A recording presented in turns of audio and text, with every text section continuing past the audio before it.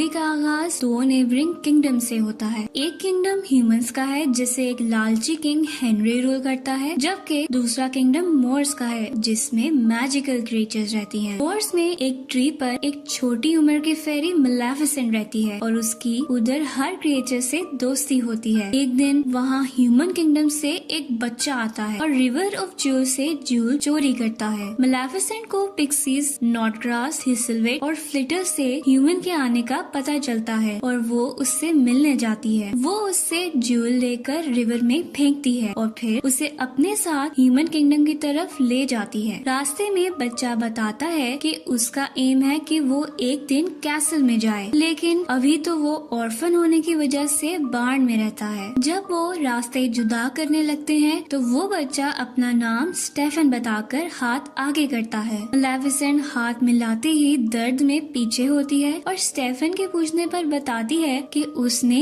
Iron की ring पहनी है और फेरीज आयरन से हर्ट होती हैं। इस पर स्टेफन अपनी रिंग दूर फेंक देता है। वो जाते हुए दोबारा आने का प्रॉमिस करता है। मलेफिसेंट स्टेफन के करीब होते हुए भी रिंग फेंक देने के एक्ट से बहुत इम्प्रेस होती है और सारा टाइम उसके बारे में सोचती रहती है। कुछ हफ्तों बाद स्टेफन दोबारा मिलने आता है और फिर वो बार बार आता ही रहता है। वक्त के साथ साथ उनकी दोस्ती प्यार में बदलती जाती है और मलेफिसेंट की 16th बर्थडे पर स्टेफन उसे ट्रू लव किस देता है। उसके बाद वो काफी अरसा पैसे कमाने और एम्बिशंस पूरी करने की वजह से मोर्स नहीं आता, जबकि मलेफिसेंट बड़ी होके एक पावरफुल फेरी बन के मोर्स की हिफाजत करती है। इसी तरह एक दिन लालची किंग हेनरी मोर्स में पावरफुल क्रिएचर का सुनकर उस पर कब्जा करने के लिए अपनी आर्मी लेकर आता है। मलेफिसेंट दूर से आर्मी को देखकर उनके सामने पहुंचती उन्हें वापस मुड़ जाने का कहती है। हेनरी उसका मजाक उड़ाते हुए अपनी आर्मी को उस पर अटैक करने का कहता है, तो मलेफिसेंट ट्री ब्रांचेस यानी कि शाखों से बनी हुई क्रिएचर्स को बुला लेती है। वो आर्मी से लड़ने लग जाते हैं और मलेफिसेंट हेनरी के पास जाती है, लेकिन वो उसे आयरन लगाकर जख्मी करता अपनी आर्मी के साथ कैसल वापस भाग जाता है। कैसल में किंग हेनरी बीमार हुआ बिस्तर पर पड़ जाता है और ऐलान करता है कि जो उसका बदला लेकर मलेफिसेंट को मार देगा वो फ्यूचर किंग और उसकी बेटी का हस्बैंड बनने का हकदार होगा। किंग का ख्याल रखता बड़ा हुआ स्टेफन भी ये सुन लेता है। स्टेफन मलेफिसेंट से मिलने जाता है और दोनों गुजरे वक्त की बातें करते हैं। बातों ही बातों में स्टेफन मलेफिसेंट को पानी देता है, जिसे पीकर मलेफिसेंट बेहोश होकर सो जाती है। उसके सोने का यकीन करके स्टेफन उसे डैगर से मारने लगता है, लेकिन उसकी हिम्मत नहीं होती। फिर वो मलेफिसेंट के विंग्स देख के कुछ सोचता अपनी आयरन चेन्स निकालता है। नेक्स्ट सीन में हम सुबह होने पर देखते हैं कि मलेफिसेंट दर्द में उठती है और देखती है कि उसके विंग्स ही नहीं है। वो दर्द में चिल्लाती रहती है और छुपा हुआ स्टेफन उसकी चीखें सुनने के बावजूद विंग्स लेकर कैसल चला जाता है। वो किंग के सामने विंग्स पेश करके मलेफिसेंट को मारने का दावा करता है, जिस पर किंग उससे बहुत खुश होता है। उधर उड़ती फिरती मलेफिसेंट अपने विंग्स ना होने की वजह से अब चलने पर मजबूर हो चुकी है। एक फेरी के लिए उसकी विंग्स बहुत जरूरी है, इसलिए मलेफिसेंट स्टेफन के धोखे और विंग्स के ना होने पर अभी तक गम में है। एक दिन यूं ही चलते हुए उसे एक ह्यूमन एक कौवे का शिकार करता दिखता है और वो क्रो को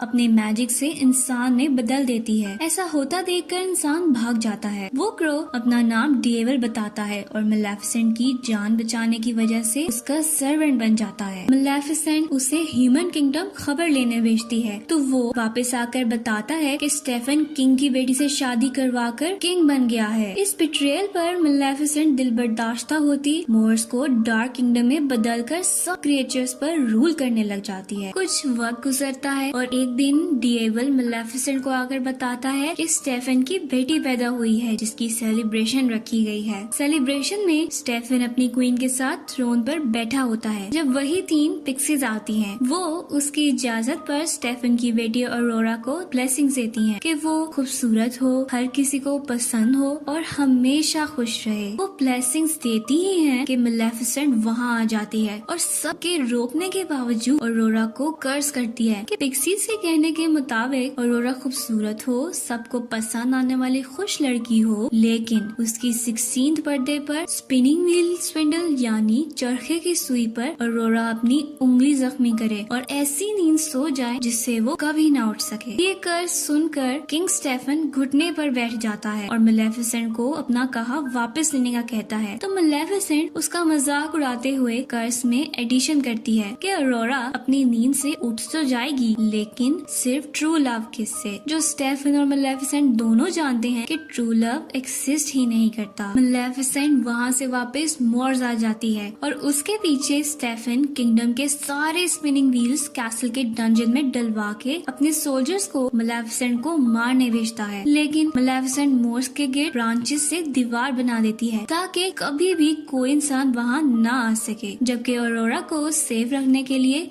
स्टेफन उसे पिक्सीज के साथ उसकी 16th बर्थडे तक छुपाए रखने का कहकर फॉरेस्ट के एक कॉटेज में भेज देता है। पिक्सीज बच्चे के लिए ह्यूमन फॉर्म में तो आ जाती हैं, लेकिन उन्हें उसका ख्याल रखने का कुछ भी पता नहीं होता।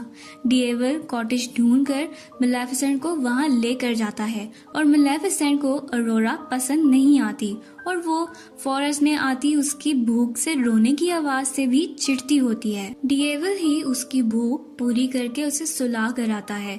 मेलेफिसेंट और डिएवल अरोरा के बचपन से उसके बड़े होने तक उस पर नजर रखते हैं और उसका ख्याल रखते हैं, और इसी तरह बचपन में अरोरा एक दफा मेलेफिसेंट से मिलती भी है। दूसरी तरफ स्टेफन पैरानॉइड हुए मेलेफिसेंट के केज विंग से बातें करता रहता है, अपनी आर्मी को बार बार मेलेफिसेंट की बनाई वॉल गिराने के लिए भेजता रहता है, और इस सब में वो अपनी बीवी को भूल जाता है जो मर जाती है। वक्त का साइकिल चलता रहता है और अरोरा मेलेफिसेंट के जेर नजर बड़ी हो जाती है। वो मोर्स के बारे में बहुत क्यूरियस होती हुई मेलेफिसेंट की बनी वॉल के पास खड़ी होती है जब मेलेफिसेंट वहां आती है। वो अरोरा को बेहोश करके सोल्जर से लड़ती उन्हें वापस भेज देती है और फिर अरोरा को अपने साथ मोर्स के अंदर ले जाती है। अरोरा जब जागती है तो वो मेलेफिसेंट को बताती है कि उसे पता है मेलेफिसेंट उसकी गॉड मदर है, क्योंकि वो बचपन से ही उसका लुक आफ्टर कर रही है। उसके बाद अरोरा अक्सर ही मोर्स में दिखाई जाती है और उसकी मोर्स के क्रिएचर से दोस्ती भी हो जाती है। उसका ध्यान रखते रखते मेलेफिसेंट उसकी केयर करने लग जाती है और अरोरा की मोहब्बत में गिरफ्तार होती वो उस पर किया अपना कर्ज वापस लेने की भी कोशिश करती है, लेकिन कामयाब नहीं होती है। जैसे जैसे अरोरा का बर्थडे करीब आता है तो दोनों किंगडम्स में बेचैनी बढ़ती जाती है। स्टेफन को मेलेफिसेंट की नाइटमेयर्स आती है और वो रातों को भी लेबर से आयरन बनवाता रहता है, जबकि मेलेफिसेंट सैड होती हुई अरोरा को उसकी बर्थडे से एक दिन पहले दुनिया के ईविल के बारे में समझाने की कोशिश करती है। तो अरोरा अपनी बर्थडे के बाद मेलेफिसेंट के पास मोर्स में ही रहने की ख्वाहिश जाहिर करती है और ये डिसीजन पिक्सीज यानी अपनी आंटीज को बताने अरोरा घर की तरफ निकल जाती है। उधर ही राह भटके हुए प्रिंस फिलिप अरोरा से मिलता है। उन दोनों को दूर से देखते हुए डिएवल मेलेफिसेंट को होप देता है कि फिलिप अरोरा को ट्रू लव किस करके कर्ज तोड़ सकता है। इस पर मेलेफिसेंट कहती है कि ये कर्ज उसने इसीलिए तो दिया था क्योंकि ट्रू लव एग्जिस्ट ही नहीं करता। सीन्स अरोरा पर शिफ्ट होते हैं जो कॉटेज में पिक्सीज को अपने जाने का बताने जाती है। उधर पिक्सीज अरोरा को सारी स्टोरी बताती हैं।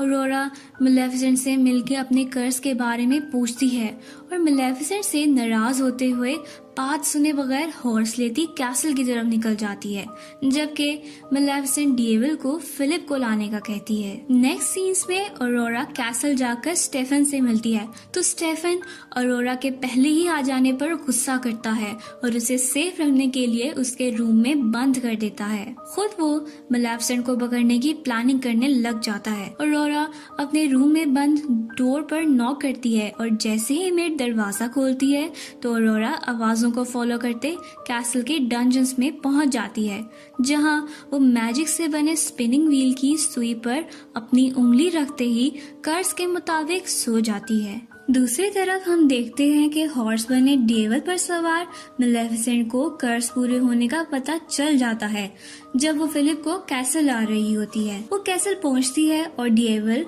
आयरन ट्रैप्स देखकर अंदर जाने से मना करता है, लेकिन मेलेफिसेंट ट्रैप्स पार करती फिलिप को लिए ऑरोरा के पास आती है। ऑरोरा के रूम में मौजूद पिक्सीज फिलिप को ऑरोरा को ट्रू लव किस करने का कहते हैं। फिलिप उनकी बात मानते हुए किस करता है, लेकिन ऑरोरा जागती नहीं है। पिक्सीज उसे लेकर रूम से बाहर जाती हैं, तो मेलेफिसेंट आंखों में आंसू लिए ऑरोरा से माफी मांगती उसके फोरहेड पर किस करती है। इधर आता है प्लॉट में ट्विस्ट और हम देखते हैं कि मेलेफिसेंट के ट्रू मदरली लव की वजह से ऑरोरा जाग जाती है। वो एक दूसरे को देखकर खुश होते हैं, जबकि कैसल की दूसरी तरफ स्टेफन को मेलेफिसेंट के कैसल के अंदर होने का बताया जाता है। मेलेफिसेंट ऑरोरा को मोर्स ले जाने के लिए कैसल के हॉल तक पहुंचती ही है, तो उस पर आयरन चेन्स फेंककर उसे कमजोर कर दिया जाता है।